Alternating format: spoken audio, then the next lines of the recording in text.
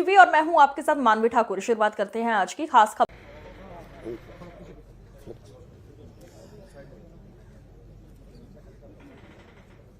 सभी पत्रकार साथियों का स्वागत है। बहुत ही गंभीर विषय पर मैं बात करने के लिए आपके पास आया हूं। देश में जो माहौल चल रहा है, कई सालों से चल रहा है, जो एजेंसीज हैं उनको एक टूल की तरह, एक औजार की तरह, हथियार की तरह इस्तेमाल किया जा रहा है। कोई भी विपक्ष का नेता, कोई भी विपक्ष का कोई लीडर अगर बीजेपी के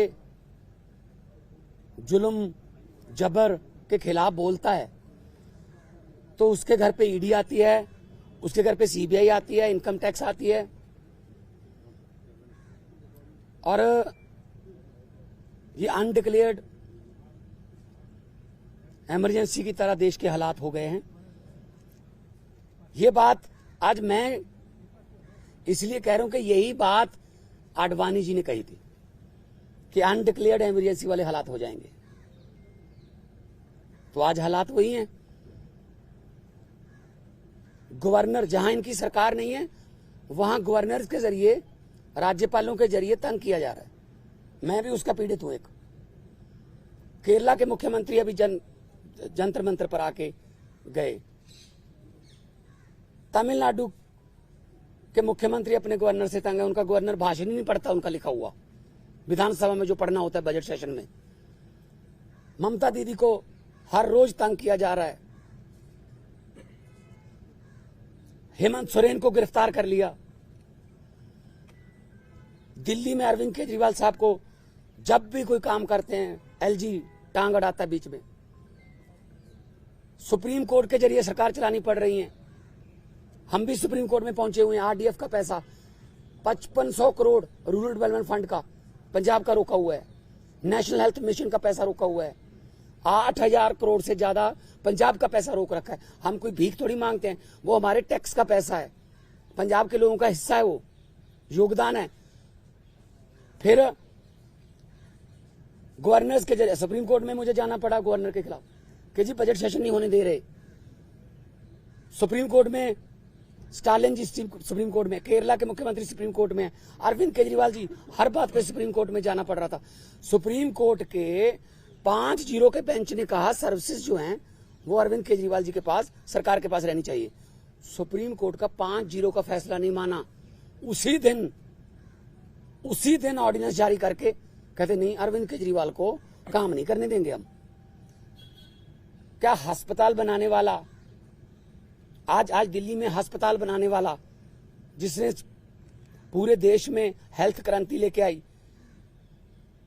पैरासीटामोल की छोटी सी टैबलेट से लेके 40-50 लाख जो टेस्ट है फ्री हैं। आप लोग भी जाते होंगे, आपके रिश्तेदार, भगवान ना करे कोई ऐसी बीमारी हो। अस्पताल बनाने वाला जेल के अंदर सत्येंद्र जैन।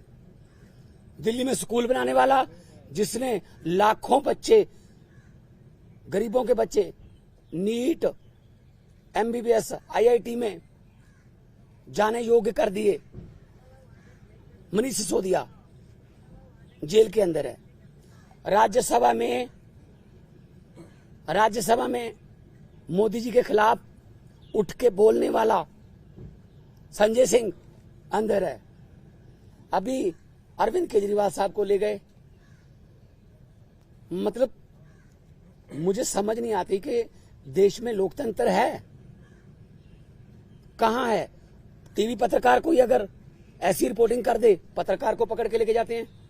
कोई यूट्यूबर के बारे में, कोई यूट्यूब वाला कोई बोल दे कुछ, उसके लिए कानून लेके आए, ये आपका कंटेंट जो है ये भड़काऊ है, हेट स्पीच माना जाएगा इसको। सबसे ज्यादा हेट स्पीच कौन देता है देश में? सबसे ज्यादा हेट स्पीच बीजेपी वाले देते हैं। गोली मारो, ये आतंकवादी हैं, इनको वोट दोगे तो आपके घरों में आएंगे। मतलब ये हेट स्पीच तो ये है ना। हम तो काम की राजनीति करते हैं, हम नाम की राजनीति नहीं करते। मैं पंजाब का 2 साल हो गए मुख्यमंत्री बने हुए, 2 साल में 43,000 सरकारी नौकरी देके आपके सामने खड़ा हूं। 2 साल में हमने 829 आम आदमी क्लिनिक बना दिए, 1.25 करोड़ से ज्यादा लोग वहां पे आके दवाई लेके ठीक होके चले गए। क्या ये काम नहीं करनी चाहिए हमें?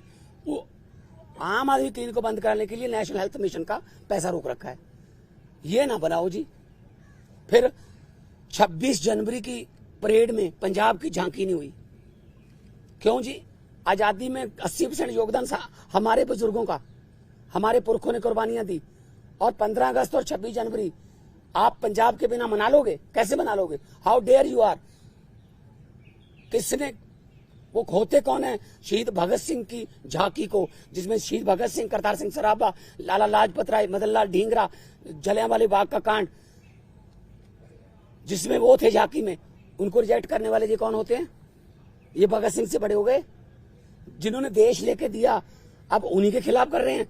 मुझे तो ये शक है, अगर इनका बस चले तो ये राष्ट्रीय गीत जन गण मन से पंजाब का नाम निकाल देंगे, अगर इनका बस चले तो। इतनी नफरत करते हैं ये पंजाब को। और पंजाब वो है जो पूरे देश का पेट भी पालता है। 532 किलोमीटर हमारा बॉर्डर है पाकिस्तान के साथ। हमारे बेटे आज कारगिल से लेके पंजाब के लड़के खड़े हैं सीना तान के। कोई भी दुश्मन की तरफ से कोई गोली आती है, सबसे पहले पंजाबियों का सीना है। तो ये इतना हमें नफरत करते हैं। अब अरविंद केजरीवाल ने क्या किया? हम कहते रहे कि ये गिरफ्तार करेंगे, बहाना ढूंढ रहे हैं। मुझे ये बता दीजिए टाइमिंग क्या है? ये क्या चाहते हैं? विपक्ष का कोई भी नेता इस इलेक्शन में चुनाव प्रचार ना कर पाए, ये इलेक्शन छीनना चाहते हैं। 3 दिन पहले रशिया में क्या हुआ? 88% वोट पुतिन, 2030 तक, आगे 40 तक भी जाएगा। और वो 12% है, वो खराब हुई वोट है, उनके खिलाफ नहीं वोट डाल सकता कोई। तो ये भी तो पुतिन के रास्ते पर ही चल रहे हैं। फिर ये डिक्टेटरशिप है। आप रात को 8 बजे आ जाओ घर, 9 बजे तक सर्च करते रहो, उसके बाद ले जाओ, फिर देखते हैं बाद में रिमांड मांगेंगे, ये करेंगे वो करेंगे। अरे एक देशभक्त बंदा है वो। अगर पैसे कमाने होते, IRS ऑफिसर है Arvind Kejriwal, commissioner income tax का, उनकी पत्नी भी IRS commissioner Indian revenue service में। पैसे कमाने होते तो अपनी अच्छी भली नौकरी क्यों छोड़ते? तो इनको यही लगता रहता है कि हमारी तरह सारे ही, देखो साधु को सभी लोग साधु लगते हैं, चोर को सब चोर लगते हैं। इनके इलेक्ट्रिक बॉन्ड का क्या हुआ? 8,000 करोड़ के आसपास जब इलेक्ट्रिक बॉन्ड निकले हैं, कहते वो तो चंदा है। अच्छा, अगर कोई अच्छे काम करे कहते नहीं तेरा धंधा है। अभी मैं परिवार से मिलके आया हूं, बेटा और बेटी हैं, आगे के एग्जाम देने हैं, उन्होंने किसी मिलने जाना है, कोई किताबें सिलेबस की, उनको बाहर नहीं निकलने दे रहे। रिश्तेदारों के फोन आ रहे हैं, ये पुलिस से परमिशन लेनी पड़ रही है कि सर प्लीज इनको भेज दो अंदर। नहीं जी, 2 बंदों को ही भेजेंगे, ये 4 हैं। हद है। बच्चों का क्या कसूर है जी? उनकी पत्नी का क्या कसूर है जी? तो ये सब कोई इनका किसी, मुझे ये बता दीजिए किसकी मानते हैं ये? सुप्रीम कोर्ट की मानते हैं? नहीं मानते। इलेक्शन कमीशन की मानते हैं? नहीं मानते। CBI की मानते हैं? नहीं मानते। नीति आयोग की मानते हैं? नहीं मानते। ये तो कमाल है। मतलब मैं ही मैं, हर जगह मैं ही मैं। सो ये बहुत ही निंदनीय है। आम आदमी पार्टी अब छोटी पार्टी नहीं है। 10 साल में राष्ट्रीय पार्टी बन गई। 10 साल में 2 राज्यों में हमारी सरकारें हैं। 10 हमारे राज्यसभा के मेंबर हैं, 1 हमारा लोकसभा का मेंबर है, 5 MLA हमारे गुजरात में हैं, 2 MLA हमारे गोवा में हैं, मध्य प्रदेश में सिंगरौली में हमारी मेयर है, और चंडीगढ़ का मेयर हमारा है। और वो तो पता होगा ना चंडीगढ़ का मेयर कैसे बना, फिर वो तो पता ही होगा ना कि ये डेमोक्रेसी है। फिर कैसे गिन रहा था वो? 36 वोट गिनने थे, 36 वोट गिनने थे, 36 वोट, कैमरे लगे हुए थे। कैसे गिन रहा था? ऐसे वोट देख के। जब सुप्रीम कोर्ट गए तो जस्टिस साहब ने कहा कि दिखाइए कहाँ है वोट, ये वो 8 के 8 वोट उन्होंने वैलिड करार दिए। और पहली बार हुआ है जुडिशियल हिस्ट्री में कि कोई मेयर का नाम सुप्रीम कोर्ट ने जारी कर दिया कि ये मेयर होगा। तो अगर 36 वोट में से 8 वोट खराब कर दिए, मतलब ऑलमोस्ट 25%। मुझे इस बात का कोई हैरानी या खुशी नहीं है कि हमारा मेयर बन गया। मुझे इस बात की बहुत चिंता है कि 36 वोट में से 8 खराब कर दिए। अभी 4 जून को 92 करोड़ वोट गिने जाएंगे, उनमें क्या करेंगे? ये वोट कहीं डलता है, जाता कहीं और है, जीतता कोई और है। ये इन्होंने इलेक्शन को ऐसे समझ रखा है जैसे बस अब हमारा ही काम है।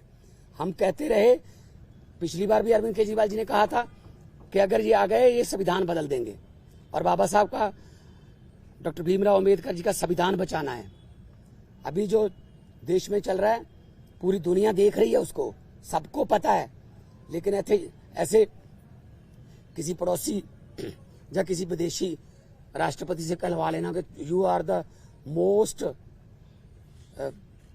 Famous prime minister of the world. और अभी किसानों की समस्या थी, हरियाणा के बॉर्डर पे रोक लिया। पत्रकारों ने मुझसे पूछा, मैंने कहा जी, वो कहते जी दिल्ली क्यों आते हैं किसान? मैंने कहा जी मोदी जी दिल्ली क्यों आए फिर अहमदाबाद छोड़ के? कहते जीत के आए हैं। मैंने कहा जो जहां जीत के आएंगे वो देश का राज करने के लिए, तो वहीं पे आएगा सारा देश। उनको दिल्ली क्यों नहीं आने देते? मैं लाहौर भेजूं उनको? लाहौर से ज्यादा तारें लगा दी थी। लाहौर वाले बॉर्डर पे पाकिस्तान ने तार नहीं लगाई हुई, हमारे वालों ने लगाई हुई है। उनको क्या जरूरत है? कहते अपनी तरफ लगा लो। तो ये किसानों की समस्या तो हल नहीं करते। टीवी पे ऐड आती है, पापा यूक्रेन और रशिया का युद्ध रुकवा दिया मोदी जी ने। अच्छा, आप उनके युद्ध रुकवा सकते हो, अपने किसानों से बात नहीं कर सकते 200 किलोमीटर? कमाल है, हद है। ये डेमोक्रेसी नहीं है। मैं आपके जरिए, आपके टीवी कैमरों के जरिए करोड़ों लोगों को ये कहना चाहता हूं, आम आदमी पार्टी जो है वो चट्टान की तरह अरविंद केजरीवाल जी के साथ खड़ी है। अरविंद केजरीवाल को तो गिरफ्तार कर लोगे, उसकी सोच को कैसे गिरफ्तार करोगे? अरविंद केजरीवाल एक व्यक्ति नहीं है, अरविंद केजरीवाल एक सोच है। हम चट्टान की तरह उनके साथ, मैं भी अपना काम छोड़ के आया उनके लिए। उन्होंने जब दिया न्योता पूरे देश को कि अच्छी राजनीति करने के लिए मुझे अच्छे बंदे चाहिए, तो मेरे जैसे लोग, अगर मैं आर्टिस्ट था, फेमस आर्टिस्ट था, मुझे क्या जरूरत थी? मुझे भी बीच बीच में गालियां देते रहते हैं, बीजेपी वाले गालियां देते रहे, कांग्रेस। मतलब असल में क्या है, इनको दुख इस बात का है कि आम घरों से बेटे बेटियां जीत कर हमारी कुर्सियों पर क्यों बैठ गए, ये पंगा है। साहब आप कह रहे हैं कि सीएम के घर पार्टी और सरकार का दिल्ली में क्या होगा? मुख्यमंत्री बदले जाएंगे, पार्टी के चीफ बदले जाएंगे या वही रहेंगे? नहीं, पार्टी के ऊपर बड़ा संकट है। और कोई संकट नहीं है। पार्टी देखो, हम वो पत्ते नहीं जो शाख से टूटकर गिर जाएंगे। आंधियों को कह दो अपनी औकात में रहें। सो पार्टी कुछ नहीं हुआ, पार्टी और मजबूत होकर निकलेगी। मैं आपको कह रहा हूं कि अरविंद केजरीवाल एक व्यक्ति नहीं, एक सोच है। इतने 10 सालों में देश में करोड़ों केजरीवाल पैदा हो चुके हैं, उनको कहां गिरफ्तार करोगे? सारे बढ़ाएंगे हम मिलके। बीजेपी की तरफ से कहा जा रहा है कि पंजाब में आम आदमी पार्टी टूट जाएगी, यूनिट अलग हो जाएगा, दिल्ली में सरकार गिर जाएगी, इस तरह के स्पेकुलेशंस को। देखो भाई साहब, जब इनको सोचना ही इन्होंने दिन रात यही है, किसकी सरकार गिरानी है, किसकी तोड़नी है, किसके एमएलए खरीदने हैं, अभी तक यही तो करते आए हैं। जहां पे जीतते नहीं वहां खरीद लेते हैं, जहां पे इलेक्शन से नहीं जीते वहां बाई इलेक्शन से जीत जाते हैं। 30 बंदों से इस्तीफा ले लो, फिर बाई इलेक्शन करवा लो, हाउस की संख्या कम करके सुबह 4 बजे गवर्नर को जगा लो कि ओथ करवा, एक बार ओथ करवा। ये तो ट्रंप ने मेरे ख्याल में सलाह नहीं पहले मांगी होगी, वरना ट्रंप को भी पिछली बार ये ओथ दिलवा लेते कि एक बार तो ओथ ले, बाकी बाद में अमित शाह जी को भेज देंगे, वहां ठीक कर लेंगे। देखो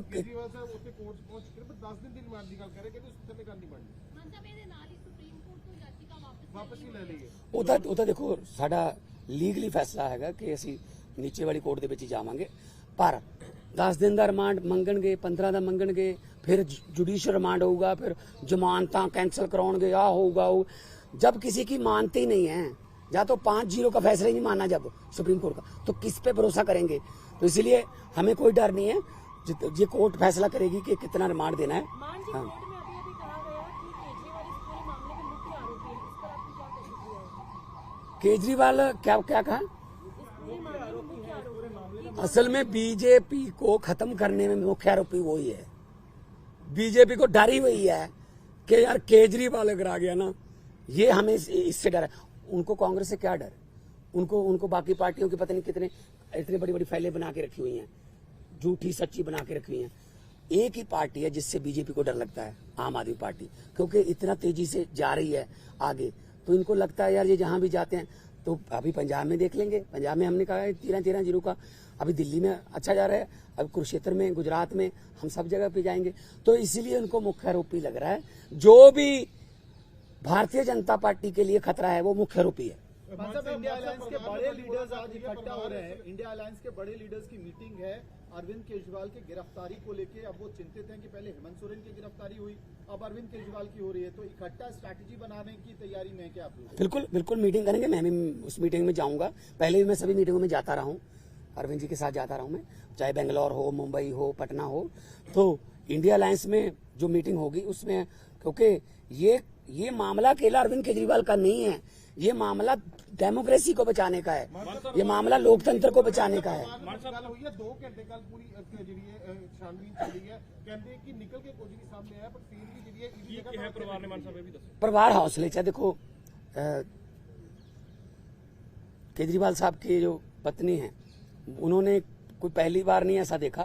रामलीला ग्राउंड से पार्टी निकली, कितने दिन अनशन चलते रहे, जेल में भी पहले जाते रहे। तो ये ऐसी बात नहीं है कि परिवार में कोई शिकन नहीं है।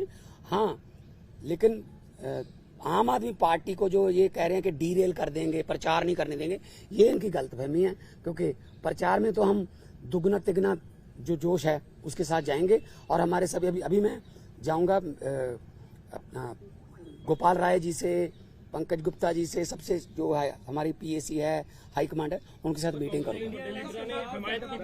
अभी ये आज शाम तक फाइनल कर लेंगे, आज शाम तक फाइनल कर लेंगे। इंडिया अलायंस के कौन से नेता दिल्ली आ सकते हैं, मीटिंग करनी है, पीसी करनी है, जो भी हम करेंगे। लेकिन हम इस कितना है, हमारा अलायंस जो है वो बिल्कुल मजबूत है।